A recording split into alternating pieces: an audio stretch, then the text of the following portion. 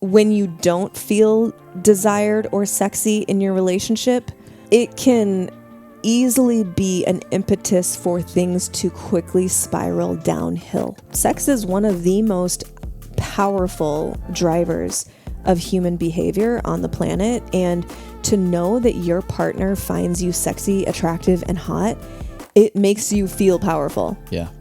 And even just getting into that flow of communicating that will add spice to the dynamic. And it doesn't have to be like, you are sexy, you turn me on. You know, it can be like playful. It can be, ass grabbing, text messaging and things of that nature. And sexting, I think is what the kids call it.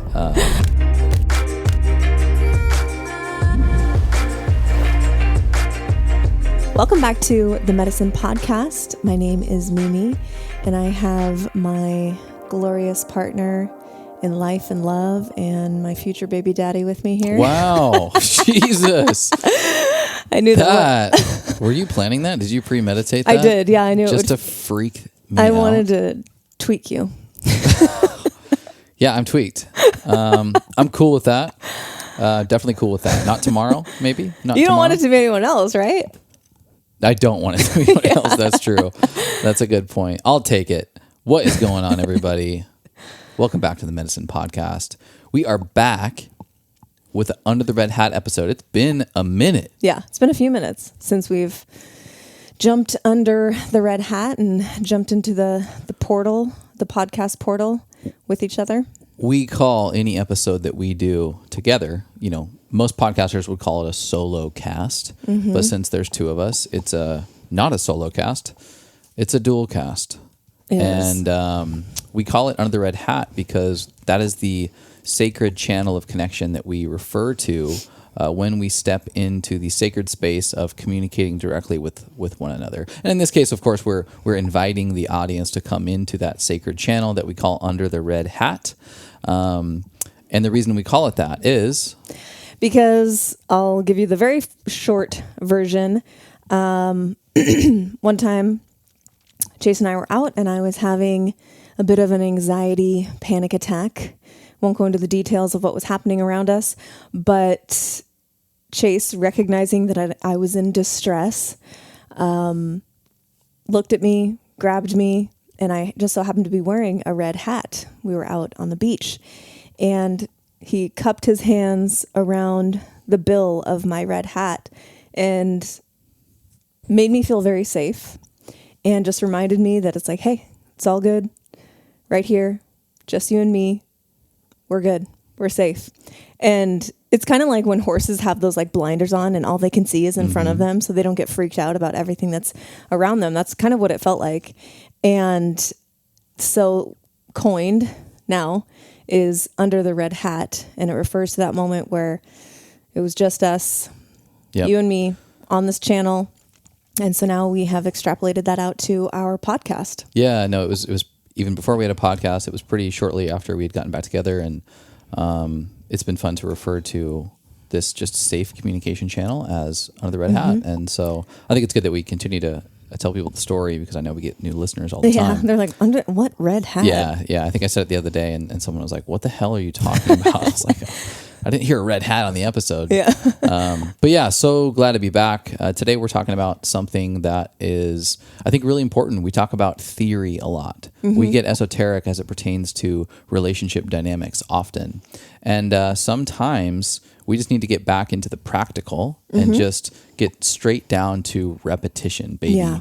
In the same way that you exercise by just getting under the bar and doing some back squats, you don't need to necessarily always have the why or the how as to what's going on in your body and why it's so good for building muscle and turning on the endocrine system. And you just get under the freaking bar and do it for a while. Yeah. And then you're like, this is working. Yeah. So let me pull on the thread of why. Yeah. And it's great if you do understand why, but you don't necessarily need to see results. Yeah. And so that's what we're talking about today. This is going to be getting reps in the gym. This is practical ways. These are 10 ways, 10 things your partner is starving to hear and that you could apply right after this episode. Yep. Easy. Before we jump into the things that everyone's starving to hear. I got to know my love, my future baby daddy. Wow. What do you got going on in your cup over there? In my cup is a dark magenta. Is this the color magenta? Yeah. Wow. Organifi red juice. Love it. This is a staple for me. This is a staple for me as it pertains to energy. Why? It's got cordyceps mushrooms, one of my favorite mushrooms of all time. It's got rhodiola, Siberian ginseng, reishi mushroom. It's got beet juice. Beet juice and cordyceps specifically support nitric oxide production in the body, in the blood. Why is that so important for energy? Well, when you have a nitric oxide support in your body, you're able to lift more, you're able to recruit more energy from your body in order to do something that requires vitality. And that is also one of the traits of having a strong blood flow to particular regions of the body when activated. I'm talking about the boner. The nether regions. Can we say boner? I don't know. I think so. We can say whatever the hell we want. And red juice is so delicious because it tastes like fruit punch. Like arguably the most tasty Organifi product in a suite of delicious products. Yeah, it is really good. It tastes, exactly like fruit punch. We're at Organifi. We are consistently evaluating the quality of the freeze-dried berry. Oh, there's freeze-dried berries in this as well, so I didn't mention that. Strawberries, raspberries, acai berries. We get them freeze-dried in powder form, and we're constantly evaluating the quality, constantly evaluating the seasonality of what's in season, and ensure that these things get into this product so that they can taste like fruit berry punch. Yeah, cordyceps has been proven in like clinical studies to increase lung capacity and to increase oxygen output, which are two things that you definitely want to have, like going into a workout or just, going into your day. I think it's really valuable, but I definitely feel it. And we both use it as like a pre-workout. Every day I take it. Every morning I take it. And then a lot of times in the afternoon, like right now, it's the afternoon. I don't want to put a bunch of caffeine in my body, but I'm looking for a little extra pump. Yeah. Yeah. You got it. Thanks. I got to know what you got going on in that cup. In this little cup, I have my favorite way to enjoy mushy love, which is in combination with cold milk. We drink raw cow's milk, and I put it about 8 ounces of milk in with about a scoop and a half of mushy love into my electric frother on the cold setting. So it's blending it, and then it's also making it airy and foamy and delicious. Talking dirty. Yeah. So that combination, like the cold version of mushy love, tastes like liquid graham crackers. Like, I shit you not. It tastes like liquid graham crackers. I don't know what sort of black magic we put in it to taste different than when it's warm, because when it's warm, it tastes like a liquid cinnamon roll for sure. But when it's cold, it is straight up liquid graham crackers. And if you don't know yet what mushy love is, it's our baby. It's our handmade, handcrafted, formulated with love mushroom elixir with 500 milligrams of chaga, which is amazing for gut support, healthy hair, healthy skin, healthy nail growth. And it's also really supportive of the immune system. They call it the king of mushrooms. And then 500 milligrams as well of tremella mushroom, which is the beauty mushroom. And she is most known for holding 500 times her weight in water. So what that translates to is hydrated skin cells, hydrated cells, basically. And healthy cells are hydrated cells. So they call this the beauty mushroom because the more hydrated we are, the more plump and dewy and fresh and young our skin looks. Plump and dewy. We just went to Austin for 4 or 5 days to go to a wedding. We were in a really incredible wedding from our friend Aaron Abke. Shout out to Aaron and Selena. We forgot to bring mushy love on the trip. Oh, mistake. And I have it every day, at least once, a lot of times twice. And it was amazing coming back and having it again in my protocol in the mornings, and how much better I feel having it in my life on a daily basis. And also, we take lots of adaptogens and mushroom products all the time. And although I'm clearly aware just by, the intention we put in this product that there's more mushrooms, thus more benefit.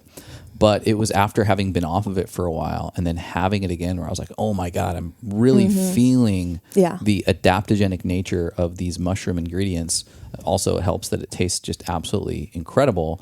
But in my life, and it's something that we just consistently get feedback that like, oh my God, like I've been on this for 30 days or 60 days and I don't know if I can live without this. And it's like freaking awesome to hear because this is such high quality, matched with something that is absolutely delicious if you use it in the right way. And even this like surprise impact of having it in cold milk is just like so rad. Yes.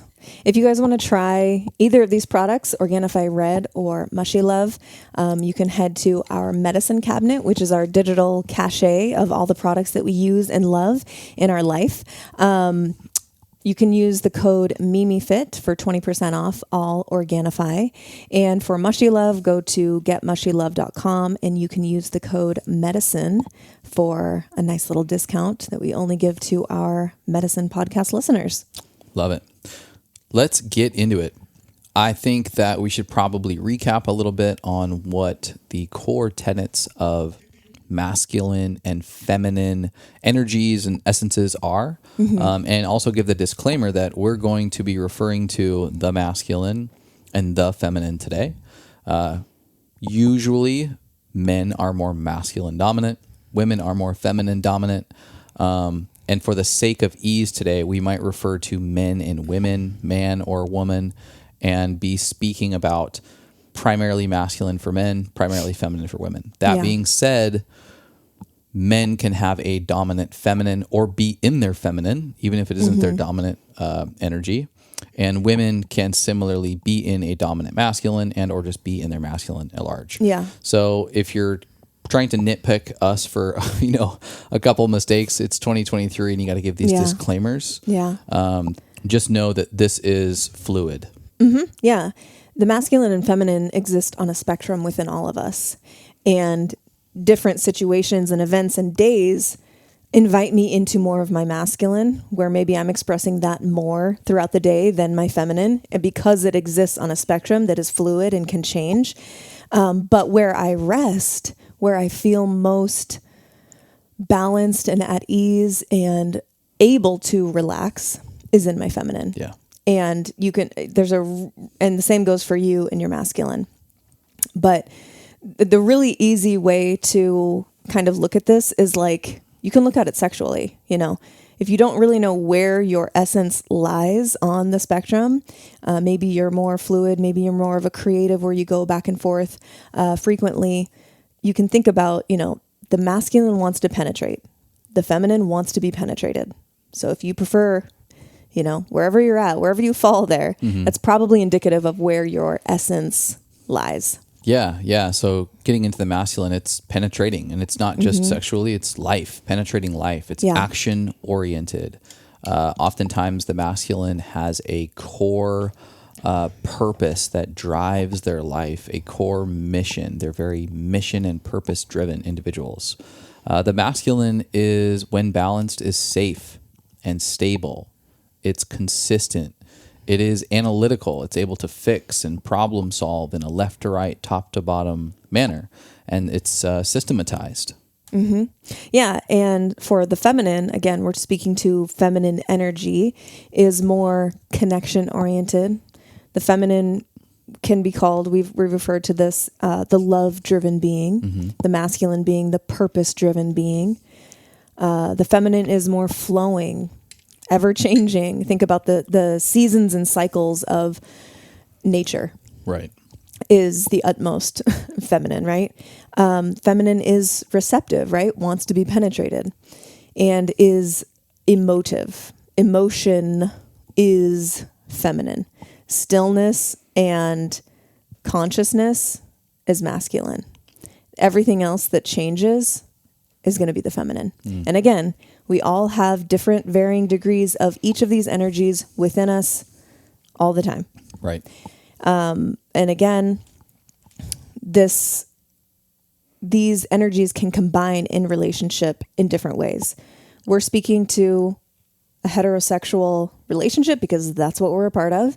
But of course, this can exist in any sort of orientation. But there's usually one person who's more masculine dominant, one person who's more feminine dominant, because that's what creates the polarity, these opposites that attract and are magnetized to each other. if you don't have that polarity, then you're not going to feel like a sexual spark or that chemistry, which if you don't ever feel that with a person, you're probably not going to get into a relationship with them. Right. Yeah. All right. Disclaimers done. Awesome. So we've got 10 things that are just super easy, straightforward that you can say to your partner. And there's a good chance, even if they don't know it, they are starving for this. We'll get through about 7 of these that are a version for the masculine to say to the feminine and a version for the feminine to say to the masculine. And then the last 3 are interchangeable. They're something that just human beings in romantic relationship want to hear. Yeah. All right. You want to kick it off? Let's kick it off. Ladies, something your dude is likely dying to hear is, I feel safe with you. A core tenet, we talked about it, of masculinity is safety. Many men, women as well, but many men have come through an environment of unbalanced masculinity that was not safe. Talking about the coaches, the teachers, the pastors, and a lot of times, unfortunately, fathers as well. Many of them were seemingly very masculine because they were firm or tough, but they lacked safety. Men, whether they are conscious to it or not, are actually afraid that they will not be safe to their partners, not safe to their families, not safe to their children. In fact, they might even be hedging this fear through an inauthentic safety in the form of being a nice guy or a yes man. It's like over the top niceness and gentleness. Or they might actually do the opposite and never let anyone get close to them so they don't risk failing at the safety thing that they've been failed by, and thus become cold, withdrawn, kind of a dick. Numb. So to hear it, and maybe even more importantly, feel it from your partner, is incredibly validating and inspiring, and will make them want to show up more for their women, more for their families. Yeah, exactly. And the feminine version of this is what she wants to hear is, you're safe with me. And, you know, for millennia, women have kind of been hardwired to be aware of men that can physically hurt us. Like when I walk down a dark alley, I'm scoping like who's around me. When I walk to my car by myself in a parking garage, it's in my DNA to like assess what's going on. Can someone hurt me? So this also applies in relationship with physical safety. Yes, of course. Like that's not really what we're talking about. What I'm talking about here in relationship is like the emotional and psychological safety. Depending on your relationship, she may or may not feel emotionally and psychologically safe with you, with her partner. And this can go both ways, of course, but you can ease this kind of discomfort in her or this alertness by standing tall, taking a deep breath from your belly, staying calm in charged conversations, and kind of just in general showing her that you are deep enough to hold her and her emotions. Yeah. And that her emotions are safe in this space of togetherness.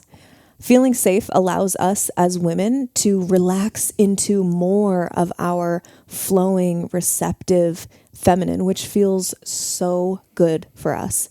So men, don't just say this, say these words, you're safe with me. Show her with your body, show her with your energy that she is actually safe with you, and she will freaking blossom. Yeah, no, I would say the same thing for women. In addition to speaking the words that I feel safe with you, it's how you're holding yourself around your masculine counterpart. Are you tense? Are you crouched? And are you covering, yourself, or do you feel safe enough to express yourself as the divine feminine amongst and with this other individual? It can be as simple as like even like the way you hug, like being smaller, and I don't mean because you need to be a small woman in size and stature, but like be embraced by the masculine partner. It doesn't matter how tall you are, how big you are, or whatever, but to feel held and to make him feel like he can hold you and that you are allowing him to hold you in a safe embrace. Yeah. Like wildly powerful stuff. Yeah, absolutely. 100% agree. All right, number 2. All right, so moving on to number 2, another thing that is wildly underrated as it pertains to what your feminine can speak to their masculine would be, I believe in you and support your passions. Men in 2023 are struggling with having any vitality and passion in the age of distraction, like ultimate distraction. There is a lack of satiating drive, of fulfilling work, and just as Paul Chek would say, an overarching dream. Big dreams are way too often squashed in our society by family and friends and by communities. So encouraging your man to pursue his dreams or passions by letting him know that you believe in him will fuel his fire to look for something outside of the 9-to-5 dim life that the mainstream script has suggested as the way. We talked about a core pillar of masculinity being purpose-driven and mission-driven. This is actually like the source and the fire for vitality is having something big enough that you're able to sacrifice. You're able to realize the power of delayed gratification and make hard decisions for the purpose of something greater. To ensure your man and your life together will be this fulfilling, it is critical that slowly but surely you are continuing to speak into him your belief and your support of the things that he is passionate about. Yeah. Otherwise, you do run the risk of watching your man withdraw, feel purposeless, and feel like they don't exist. It is difficult in the world where we'll get to this more later in the show, where there are not many opportunities to feel alpha, to feel your masculinity. And so if you can't create that environment of belief for something that a man is passionate about in the household, there's not a great chance he's just going to be able to externally find it elsewhere. Yeah. And this doesn't have to be like his job, his career. No. It could also be his side hustle or his hobbies, what he does on the weekend, his pastimes. Like it can be just things that he's interested in and showing support of that. And of course, this is something that goes both ways, but especially the purpose-driven being. Yep. Yeah. So the feminine version of this would be not a statement, but a question. How can I support you in this moment? What do you need from me? And this kind of ties into, when women are feeling emotional or overwhelmed, we don't necessarily need to be fixed. Sometimes it can feel insensitive if we're sharing our heart with our masculine partner and he goes straight into fix-it solution mode, even if, and it probably is, rooted in love, where it's like, I'm seeing my partner in distress and I want to help her. Let me lay out 10 solutions that could fix her problem today. That may be helpful, but it might not be what she needs. And so the importance of being able to ask, how can I support you? What do you need from me? And this is really important to avoid that miscommunication. Just acknowledge her and her feelings. And then again, ask how you can support her in this moment. She may honestly just need a hug from you. Yeah. She may need you to sit down with her and work out a plan of action.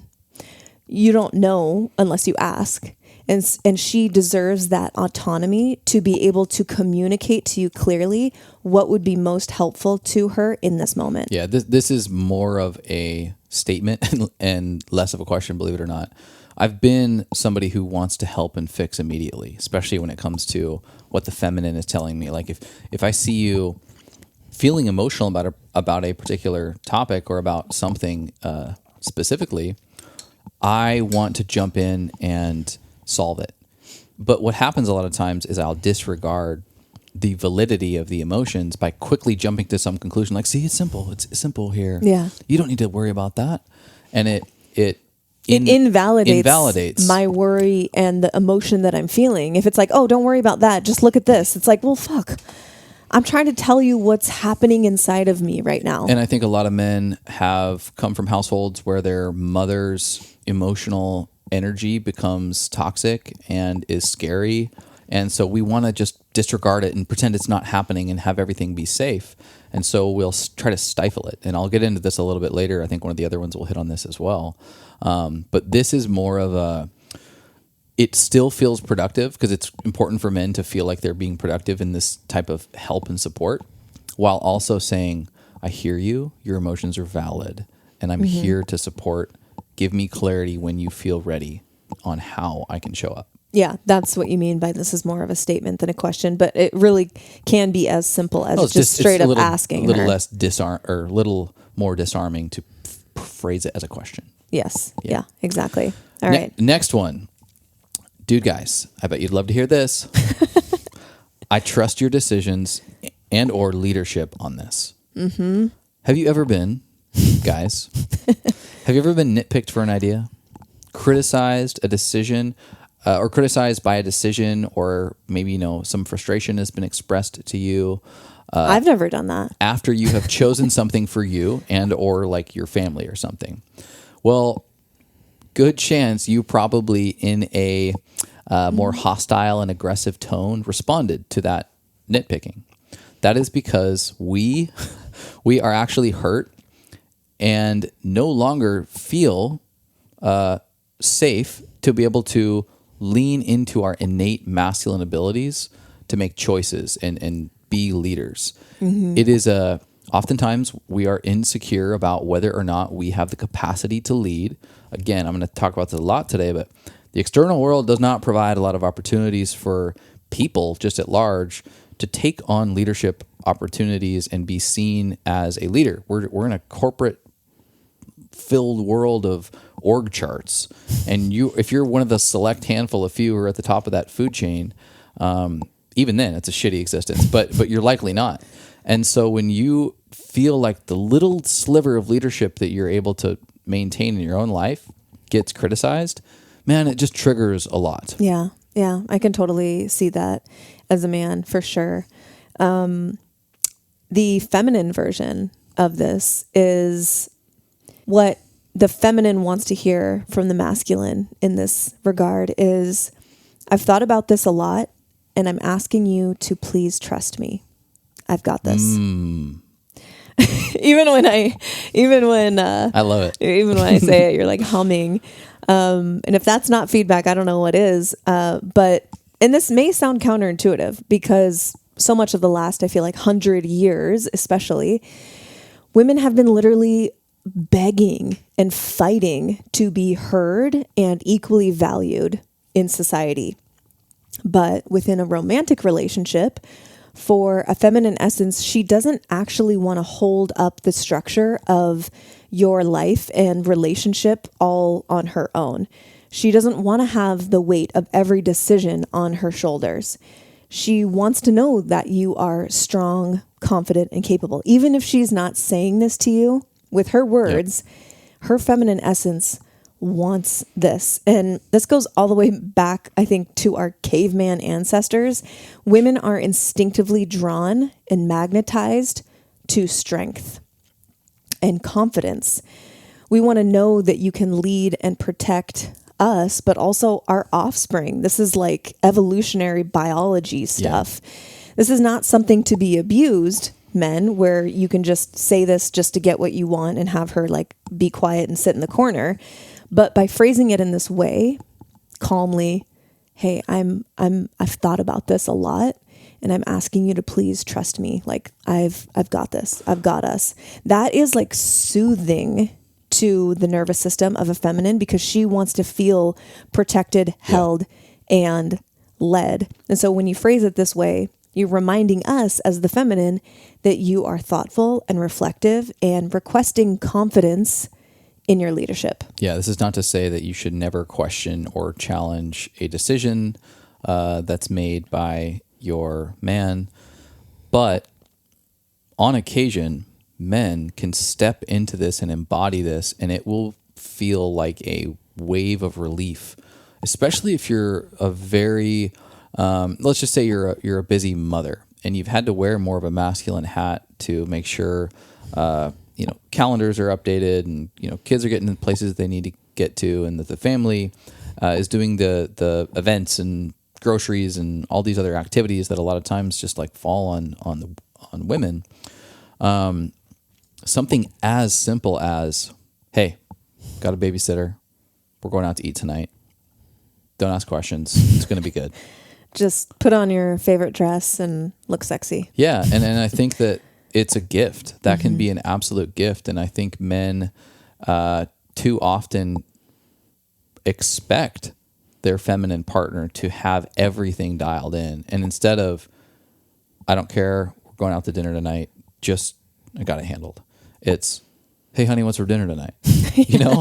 And so I think this is an opportunity not only to just step into what is innately masculine, which is leadership, but rather to gift your significant other your willingness to take on responsibility. And this requires presence on the part of the masculine to be able to feel into his partner, notice when she seems frazzled or overstressed, where she might need a night off from cooking or whatever. Maybe it's not, hey, dinner. Like maybe it's like, hey, I got the kids tonight, go take a bath. Yeah. Or like, hey, I'll take the kids out, we'll go do something, you go get a massage today. Like it can be as simple as that, but it requires presence on the part of the masculine and feeling into like, what could she really use right now? Yeah. And start small, and it can lead up to larger things. And I think when it gets to bigger decisions,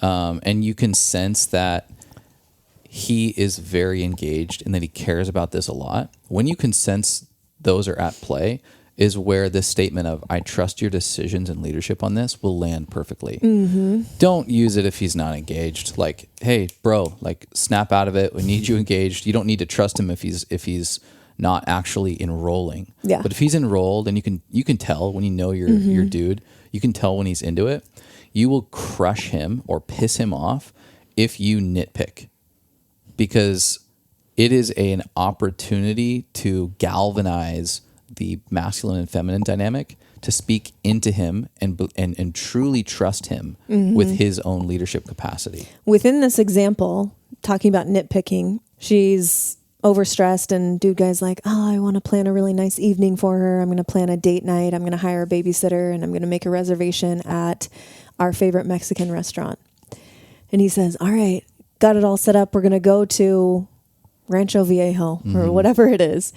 And she has the opportunity to just receive the gift, which is beautiful. Or she has the opportunity to nitpick where it's like, what? We went there 2 weeks ago. I don't want to go there. Yeah.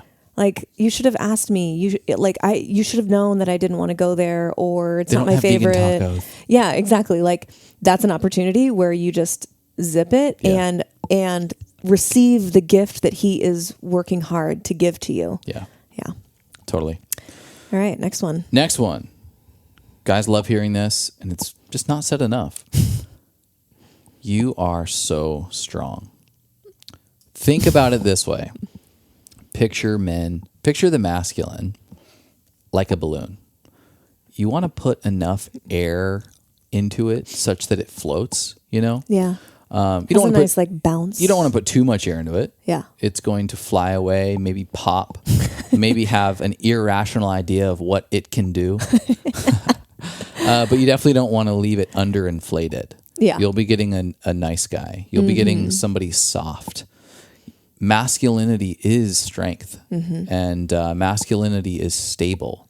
And to speak into that is to put air inside of the balloon such that their masculinity can float, it can maintain. And I think it's something that strength oftentimes just gets associated with physicality, but there's so many other attributes of strength. So add a little twist to it, like your intelligence is a strong representation of your, whatever. Get you can crazy with it. You don't have to use these in any of these. You don't have to use these exact words verbatim, right? Like put it in your own language, but apply the thing behind the thing that we're talking about. Maybe it's not you're so strong, but like, man, your work ethic is so impressive to me. Like you're carrying so much, and I know that you're working really hard or something like that. Watch his chest fill as you genuinely say and show that. Or it could be like, man, you're so good at that. Yeah.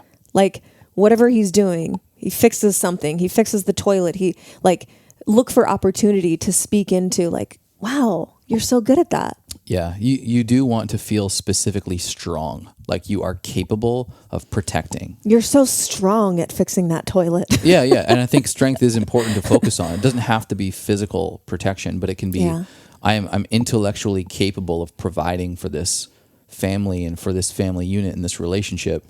And so by ensuring that he is aware of his own strength can not only motivate him to step into that body of strength, but get him to realize how innate that is in his own masculine essence to be someone who is strong. What women want to hear from men in this regard is, you inspire me. We want to be your muse. We want to be your goddess. And the more we hear this from you, that we are inspiring, the more we will want to continue to show up and be inspiring in our fullest self. Yeah. Less strength. Like that feels nice too. Of course, if you were to tell me that, I wouldn't be like, oh, how rude. But it's not necessarily what I'm starving to hear from you. If when you say things like this, like you inspire me or you're so inspiring to me, it lands differently. Well, I think there's a difference between, notice we're not using the word power. There is a power with the feminine. It's powerful. And I think that unbalanced men and toxic masculinity sees that as a threat to their power and their strength. Mm-hmm. Power of the masculine and power of the feminine are diverse, and they're complementary when applied together.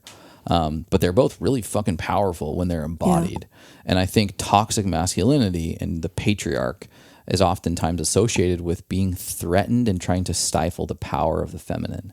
And so when you see that goddess and when she's fully embodied, you don't even give it an opportunity to inspire you, because the toxic masculine is threatened by that power potentially rivaling that of the masculine. But in this case, if you can appreciate those differences in the diversity of power, and you can see your feminine in her full embodied goddess, it is truly inspiring. Mm-hmm. It is truly just all encompassing. And it's like, wow, I lost track of the future and the past, and all I am is here in this vortex with you, who is more creative and imaginative than I could ever be. How can I be a part of this? Mm-hmm. And how you've inspired me to enroll. Mm-hmm. And it's that type of energy that the feminine can maintain that makes this really beautiful combination between the divine feminine that has this intuitive creativity and the masculine that is so action oriented and looking at this and like, how do we put this into work together? It's so mm-hmm. fucking inspiring. Yeah, I love it. Beautifully put, my love. Thanks. You're so strong. All right, this is the fifth. And ladies, I think dudes would love to hear this a little bit more. Mm-hmm. I value your opinion. Can I get your perspective on something? The masculine is analytical. It's organized. It's able to structure. This is an acknowledgement of that and a request to be applied. So this kind of plays into what we were talking about earlier, where dudes are trying to fix things right away. This analytical attribute of the masculine oftentimes is like exclusively living in the workplace or one's occupation, which is fine because it works well there. But the bummer to this is that it is kind of pushed away in the dynamic of the relationship, because men often over apply or apply it too soon prior to being asked. They begin to fix their partner in moments when they just need to vent, in moments where they just need to be held. So it will be received better when you wait, but followed up by the feminine's awareness that they're waiting and that when the moment calls for it, a request. If you jump into fixing before they're able to work through the process themselves, you're probably stifling the journey of being able to work through the emotional experience that they're having. But women and the feminine, if they're able to pick up on the patience and the presence to invite or request their masculine partner to apply their fixing skills, will be really fruitful. Yeah, I've definitely done this. Like, obviously we're business partners and we kind of each have our own tasks that need to get done throughout the week and the month, etc. And there's been times where I'm legitimately stuck, and I know that you have more experience in business, more business acumen. Maybe I need to run an email by you, or a problem that I'm having on the back end of something. And I'm coming to you with a request for your input. Very different than if you were to randomly come in the room, peek over my shoulder and I wouldn't do it that way. It's received very differently. Yeah. And so in those moments, I'm obviously much more receptive to your input when it's being requested. What the feminine is wanting to hear from you in this regard is, I value your intuition. I'd like to run something by you. A woman's intuition is very powerful. She may not use the same left to right, top to bottom logic in certain situations as you do, but she may be able to read into the emotions of a person or event or situation in a different way than you can. As the connection, love-driven being, we as the feminine are more wired for relationship. And she will appreciate your appreciation of this aspect of her, speaking intentionally to the intuition. I think that this is a common place of kind of disconnect or frustration with your partner. The masculine being like, why can't you just be more fucking logical? And the feminine being like, why can't he just be more intuitive and flowing with his emotion? We're trying to make our partner more like us. So in this example, both people are coming to their partner celebrating the differences. I'm celebrating your logic-driven brain, and you might come to me and celebrate my intuitive nature. Yeah, and it's this combination that makes for really productive decision making, and it's what makes a beautiful parenting partnership when you have a family. What comes up for me is just an example in our own life. When we were married, we were in our second year of marriage.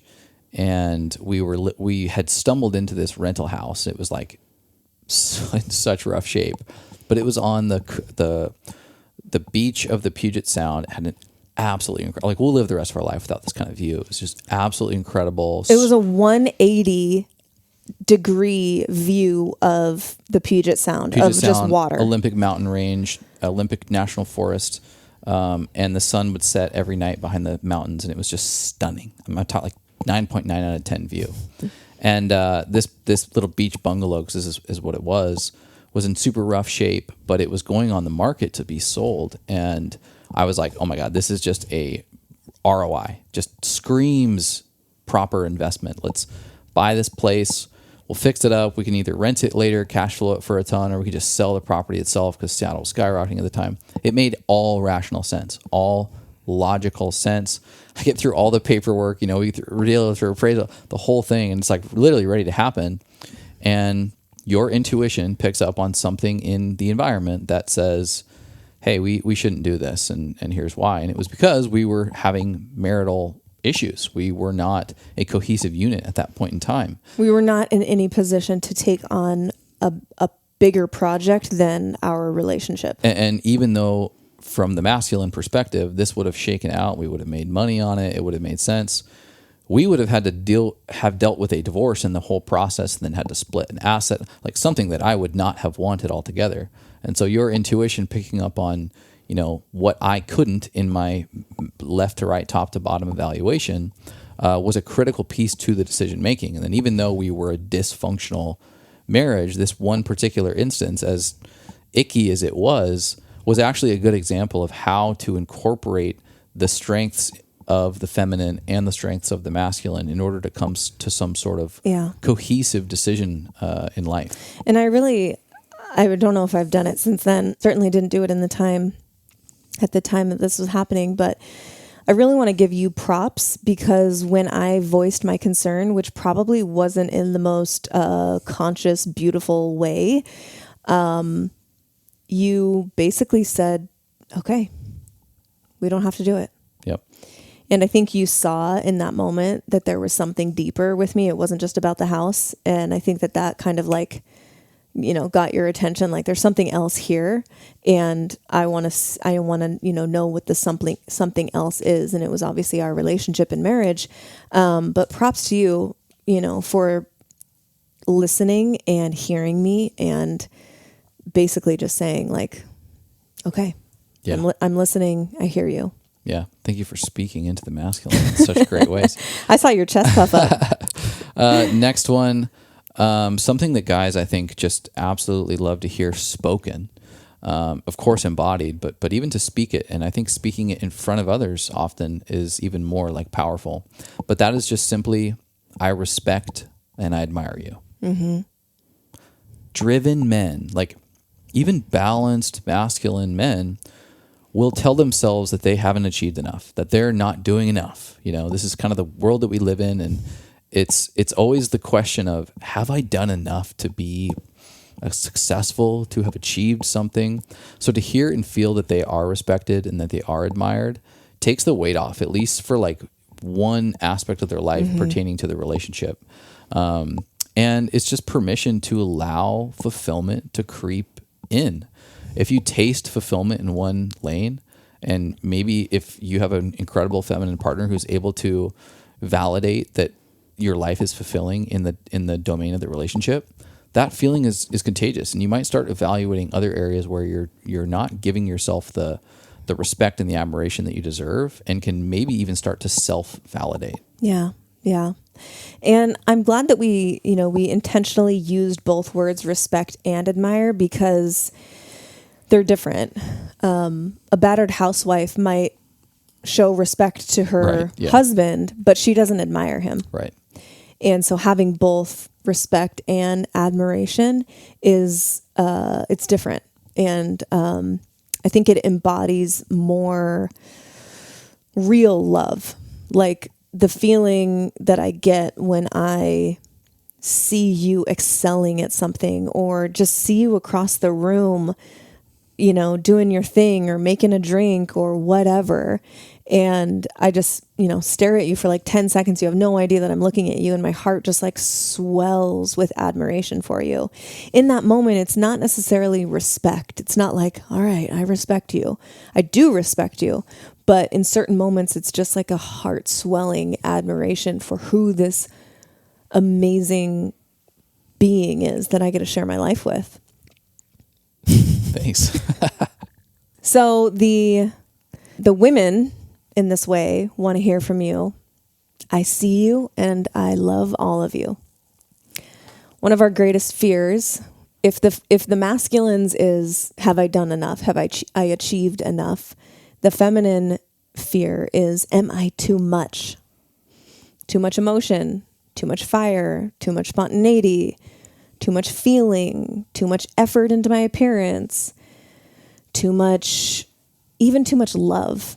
Am I showering my person in too much love and they can't like handle it or absorb it, digest it?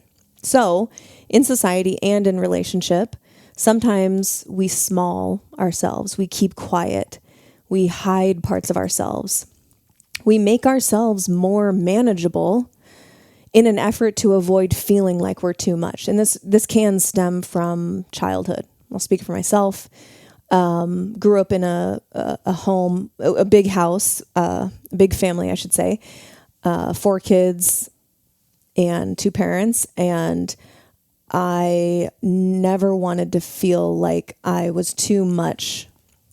So my dad made it very clear that like he didn't handle like negative or big emotions very well with his daughters. And so I picked up on that quite quickly and kind of just like made myself more manageable. So I would just like hold my emotions in, low maintenance, like I'll just fit in here and I won't rock the boat too much. I wasn't, like perfect with that, I suppose. But I definitely made an effort. Like it was, even as a child, you understand that. And so then we take that into the world. The world gives us feedback that you shouldn't be too much. And then we get into relationship and, we're just constantly like checking ourselves to make sure that our man isn't overwhelmed by XYZ that we're emoting or expressing.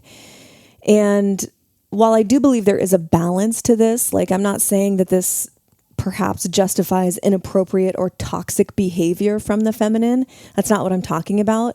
But personally, I feel so much better rooted in my feminine essence, knowing that Chase sees all of me and loves all of me, flaws and all, and all the things that could be considered too much. And we both know that if I feel like I have to constantly small myself to be more practical and manageable, then Chase is going to feel like he's locked in a kiddie pool rather than body surfing the waves of the ocean. Yeah, for which sure. doesn't feel good for anyone. Yeah, for sure.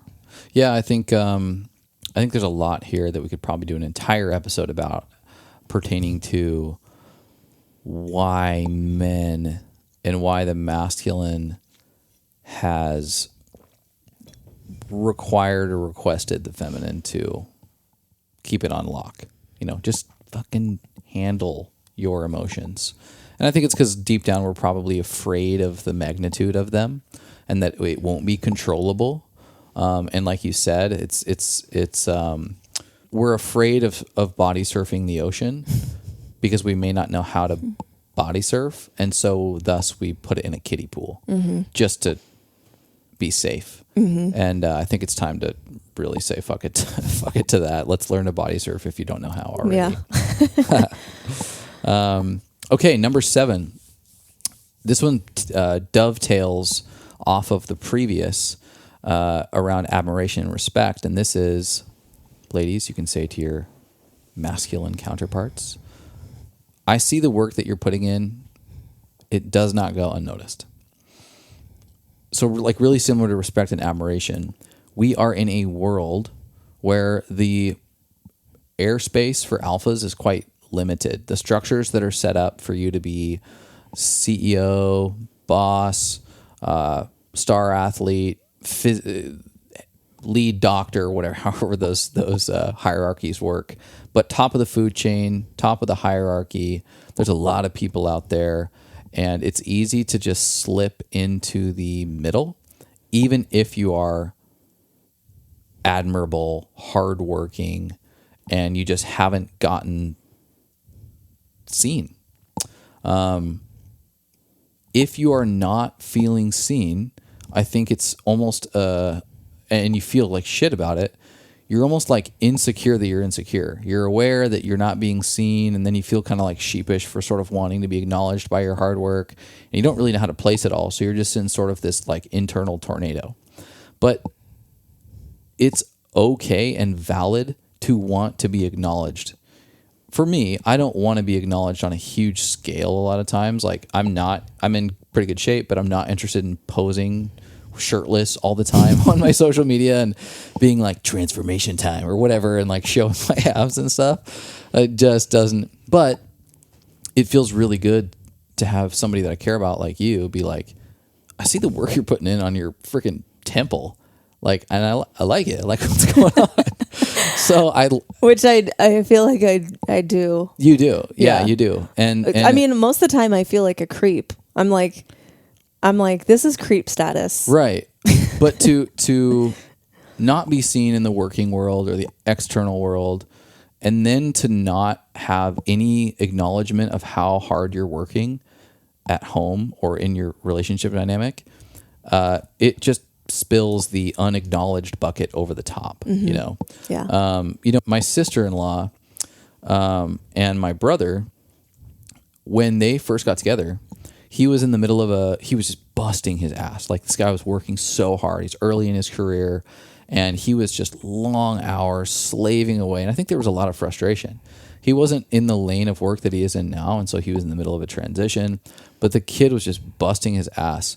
And she, as they got together, just acknowledged how hard he was working, both energetically and then with her words. I could see the shift in him to be able to step in and feel like, hey, this is just part of the process, just got to work hard.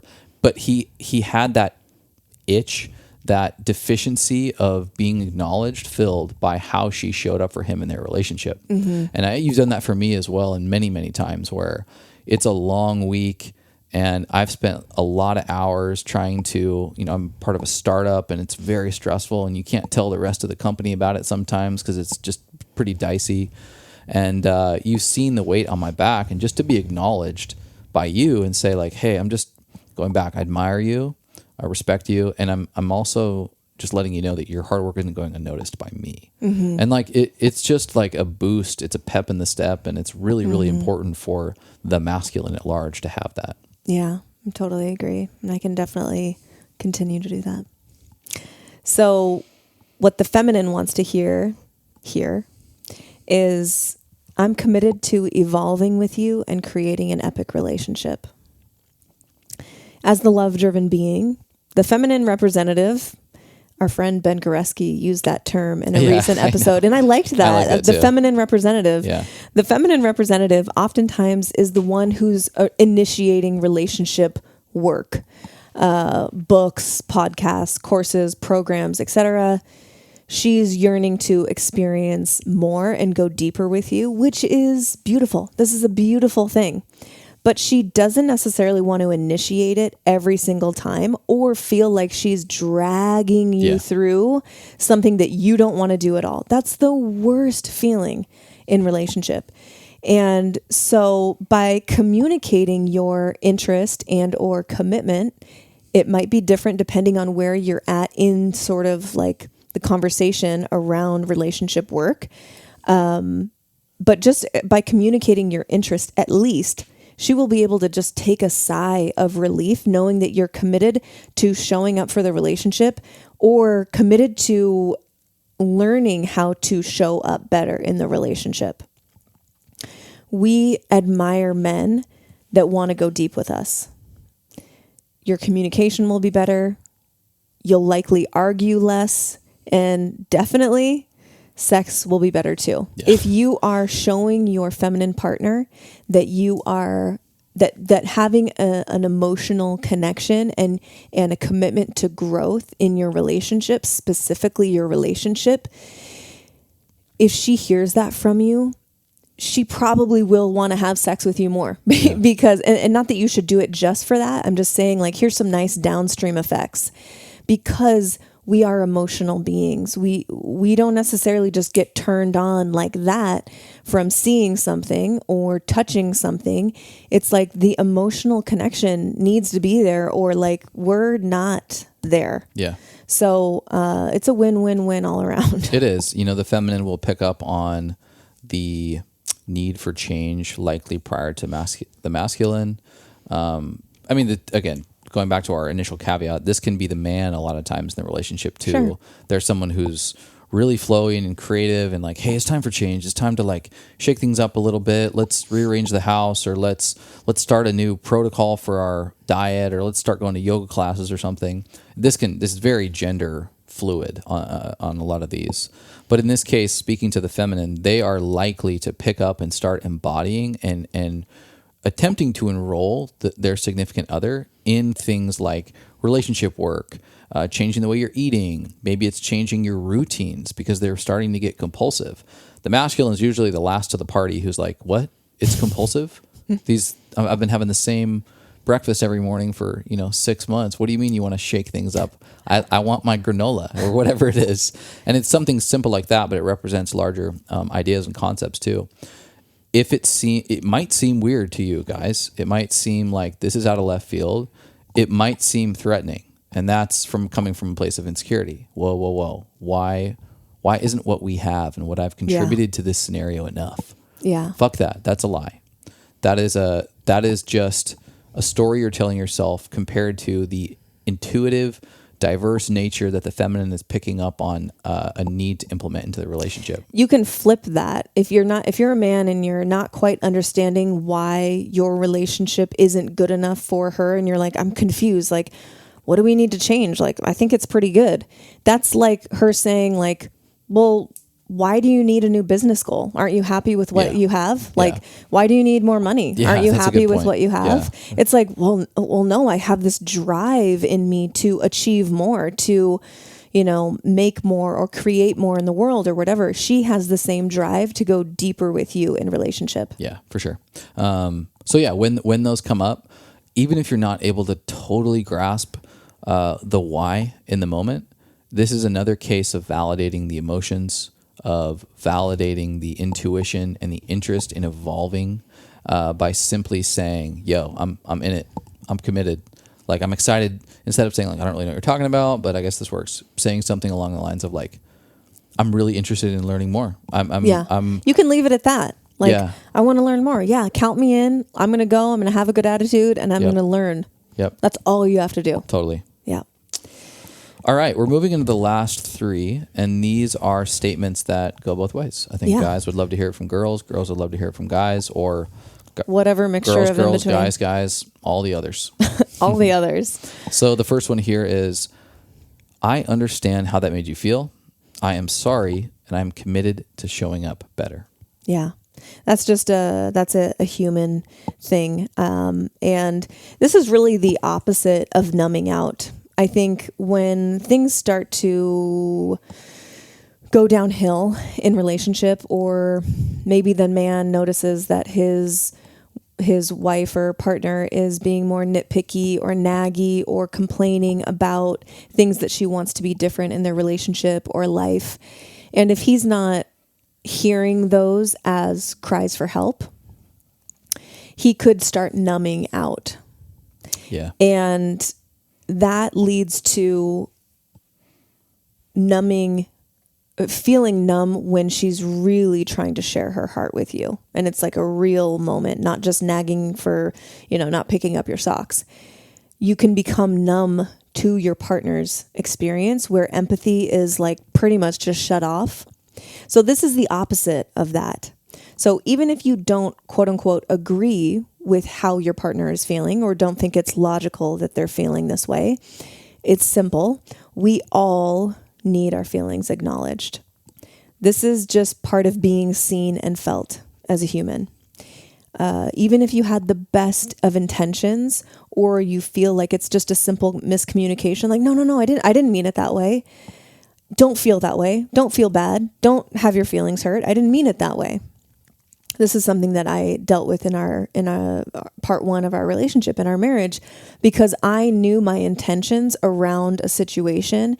If you were feeling some type of way, if you had your feelings hurt, or you just didn't feel like you were considered, or whatever the thing was, I had a really hard time like saying, like, I'm sorry that that's how I made you feel. It wasn't my intention whatsoever.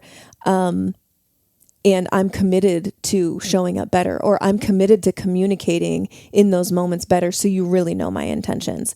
Like, that's not hard to say, but it was really hard to say, because by admitting I'm sorry, that means I did something wrong, where in my head, I'm like, no, I knew my intentions were not that way, so I didn't do anything wrong. It's just a hamster wheel. People suck at apologizing. And I'll say it. People suck at apologizing. It's not just reality TV. It's healthy relationships. To say I'm sorry is 99% cushioned with disclaimers around why you shouldn't really feel sorry, but I'm going to give you this little bone. I'm going to throw you this bone of feeling sorry. So I'm just going to say it anyway. So why you say, I understand how that made you feel.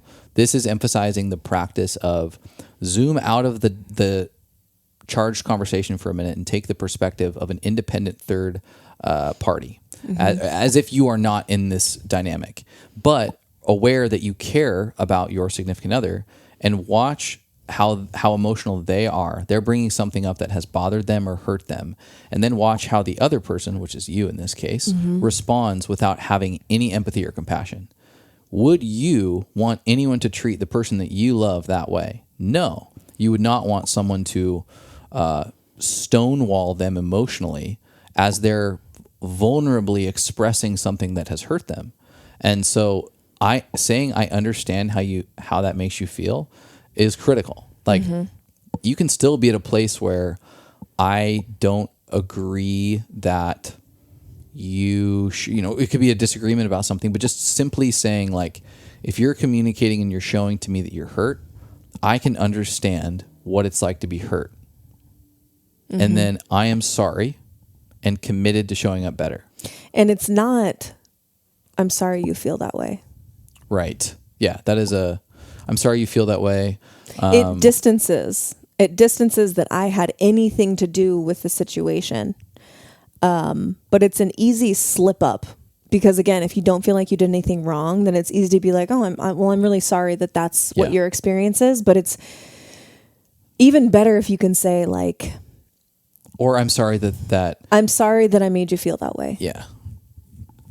Really. Like, if you just want to nip it in the bud, I'm sorry that I made you feel that way. Yeah. I am committed to better communication in the future. Yeah. Yep. Sorry that made you feel that way. I'm committed to continuing to understand how that is a valid emotional experience for you. Yeah. Like even if I can't quite get there, like I'm committed to continuing to be a part of getting to know you such that I can empathize at a deeper level how this is processing energetically through your body. And if we're I realize that's not normal language to say to someone in an argument, but I'm like literally trying to think through it now. Yeah. Because these are hard. You guys, like, we're not immune from these conversations. Like, we just had a conversation similar to this last week. Yeah. And every single time I feel like we're getting better and better and quicker to resolve, quicker to get to the thing behind the thing, quicker to come to some sort of like compromise resolution, hug, kiss, whatever. Like, but we're in this work too. Yeah. It's never, it's never going to be completely like just gone out of your relationship. No. It's just like, don't expect that. Like, if it happens, cool, great. But don't expect that to happen. Yeah. Do you want easy workouts the rest of your life? No. Right. Number 9, this one goes both ways. I am proud to be your partner. We often associate, and I'm going to speak from the guy's perspective here, being proud of a man as an important thing to hear from your father or your father figure. I'm proud of you, son. It's so true. Like, yeah. Validation from your father is beyond important. It's wildly important. But so is validation through pride from the feminine. Find an unhealthy mother to son relationship where the son was neglected, maybe led to feel like they were never quite good enough for mom's love or her pride. And you'll likely find a very disenabled man, overly seeking or chronically avoiding the feminine. Let him know through this statement that he deserves to be treated like a king. I am proud of the king that you simply are for being you. Like, do that and watch your relationship dynamic and the life that you're creating, the family that you're creating, turn into a kingdom that he is willing to live for. It's like really, really powerful stuff. Yeah. And I mean, you can flip that around and just insert queen instead of king. And it's the exact same. Like, I, more than probably anyone on earth, want to know that you're proud of me. More than my parents, more than my siblings, youngest of 4. And that's something that I have wanted in the past, is like acknowledgement and validation and pride from my siblings about what I'm doing in the world or what I'm interested in or whatever, or impact that the Medicin podcast is having, whatever. And, but really more than anyone, like, knowing that you're proud of me, like, just washes away everything else. Yeah. A man will never necessarily be able to fix or fill the void of a father-daughter relationship, and a woman or a girlfriend or wife will never necessarily be able to fix the dynamic between the mother and the son. These are really important, formative, programming relationships, but a masculine presence, a healthy, balanced masculine presence can heal a lot of the damage that the father in the form of the masculine imprinted on the feminine, and vice versa. Like the feminine can heal a lot of the mother wound when it comes to a boy or a man, simply just energetically showing up. It'll never totally. You don't want it to be the same. No, that's weird. You don't want to be mothered and or fathered in your romantic partnership, but there's a energy behind the masculine and the feminine that can be really, really healing. Yeah. I think another way to say this, I'm proud to be your partner, in the same vein of what we're talking about, is I'm so impressed by you. Yeah. That's another one. It's another way to say, like, I'm proud of you. But this is like speaking to, I'm proud to be your partner specifically. And a way without directly saying it to them would be like, we talk about this on other shows, but just speaking highly of them when you're out in public, maybe you're at a family gathering and you're speaking highly and into your partner. And then bonus points if they're not even around and you're speaking highly of them, like it's girls' night, or you're, slamming beers with your boys and you just refuse to like talk about the old ball and chain. It's just like, I don't have a taste for that kind of fucking dialogue. Yeah. My wife is a queen. Yeah. You mean when the guys kind of like are bullshitting, they're like, oh, the old hag or the old ball and chain, where it's just kind of like, it's restrictive and it's demeaning. Right. And no one is going to leave that interaction thinking more highly of your partner. Yeah. Or the girls at wine and paint night, and they're talking about their one pump chump husband. And, like, don't. But that one pump was so good. You see it in both settings a lot. Yeah. All right, last one. This one, great one to end on. Yeah. You wanna read it? I do. You are sexy. You turned me on. That's why I wanted you to read it. Yes, you are sexy. You turn me on. Different than knowing your partner loves you, right? Like, that's a different, separate feeling. Yeah. Feeling desired is a unique type of feeling. And when you don't feel desired or sexy in your relationship, it can easily be an impetus for things to quickly spiral downhill. Oh, yeah. Yeah. If you don't feel desired or sexy to your partner, it's tough. It's the classic, like, what she'll tell her friends when it's like, oh, he's really good to me. Yeah, really good to me.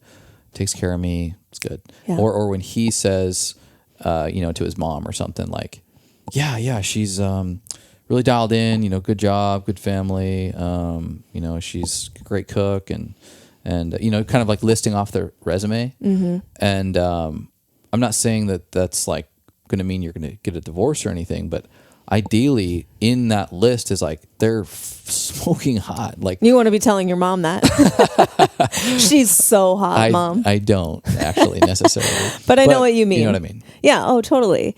And everyone wants to feel attractive and desired. That's why 90% of aspirational influencers out there are putting booty pics up. Yeah. And like, they might be trying to get money as well, but it's an innate thing to want to feel attractive and desired. And sex is one of the most powerful drivers of human behavior on the planet. And to know that your partner finds you sexy, attractive, and hot, it makes you feel powerful. Yeah.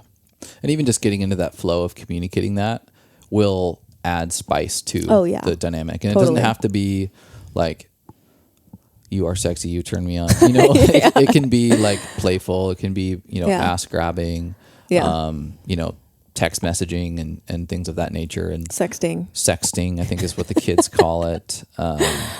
Yeah. But yeah, it's a fun one. So I think, play with this one, especially because it's really, really powerful and has a lot of fruits. Yeah. Like, it doesn't have, like you said, it doesn't have to be exactly this, but there'll be definitely times where I'm like, damn, I feel like I've been checking out your butt all day. Yeah. It's freaking just amazing. Well, the more you think about it too, like think about it and meditate on it. And especially for guys. I do meditate on your butt. For guys too, it's like, it's okay to be visual and like think about what you want. And, and then ultimately communicate that, you know, in a really loving way. And shit, we just went through 10 ways that you can communicate better.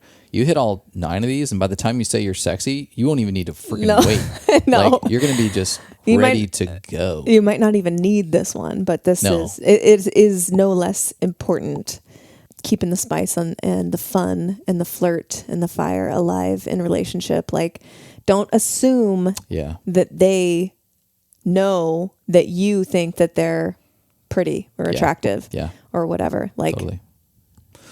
Oh, this was fun. It was good. Guys, if you loved this, or even if you were just interested in it at all, even if you just tolerated it, it would be so helpful if you shared this with your friends. If you threw this on social media, you can tag us. You can include a link to the episode.